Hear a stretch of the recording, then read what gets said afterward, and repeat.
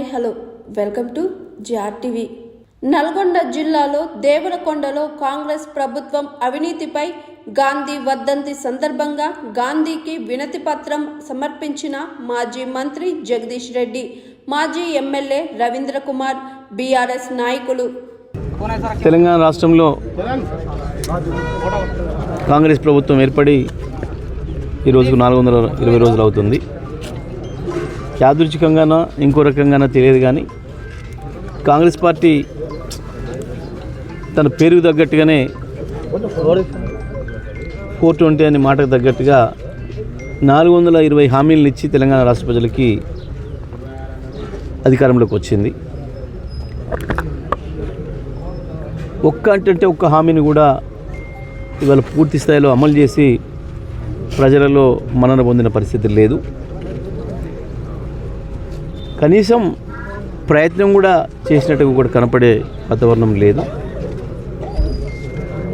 కేవలం పోలీసులను అడ్డబెట్టుకొని అణచివేసి కాలం గడిపేద్దామనే పద్ధతుల్లో ఈ ప్రభుత్వం యొక్క ఆలోచన కనబడుతుంది.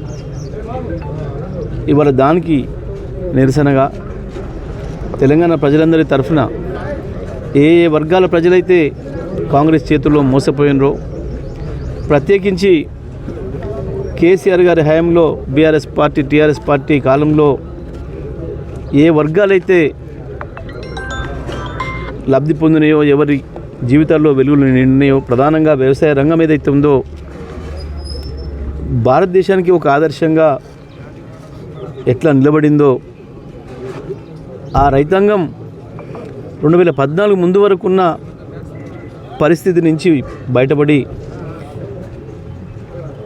అన్నమో రామచంద్ర అని చెప్పి అడుక్కునే స్థితికి తెలంగాణ రైతాంగాన్ని నెట్టిన గత ప్రభుత్వాల ఆలోచనలకు భిన్నంగా కేసీఆర్ గారు ఎవరు ఊహించని విధంగా వ్యవసాయ రంగాన్ని భారతదేశానికే ఒక ఆదర్శంగా తీర్చిదిద్ది రైతాంగం మంచి కోలుకుంటున్న సందర్భంలో, తెలంగాణ వ్యవసాయ రంగం కుదురుకుంటున్న సందర్భంలో దుర్మార్గంగా ఈ కాంగ్రెస్ పార్టీ రైతుల్ని, మహిళల్ని, యువకుల్ని, విద్యార్థుల్ని, అన్ని వర్గాల ప్రజల్ని కూడా మోసం చేసి వాళ్ళని కేసీఆర్ నుంచి దూరం చేసి అధికారాన్ని పొందిన తర్వాత ఇప్పటి వరకు కూడా ఆ వైపు చూపు లేదు. కేవలం రాష్ట్ర కాంగ్రెసే కాదు, గాంధీల పేరు పెట్టుకున్న రాహుల్ గాంధీ, సోనియా గాంధీ, ప్రియాంక గాంధీతో సహా ప్రతి ఒక్కరు వచ్చి తెలంగాణ ప్రజలకి మోసపూరితమైన హామీలు ఇచ్చి అధికారం తీసుకొని ఇప్పుడు పత్తా లేకుండా పోయినరు. దానికి నిరసనగా hi, this is Swathi. Like చేయండి, షేర్ చేయండి, కమెంట్ చేయండి అండ్ సబ్స్క్రైబ్ చేయండి GRTV. Hi, this is Monica. Please like, share and subscribe GRTV.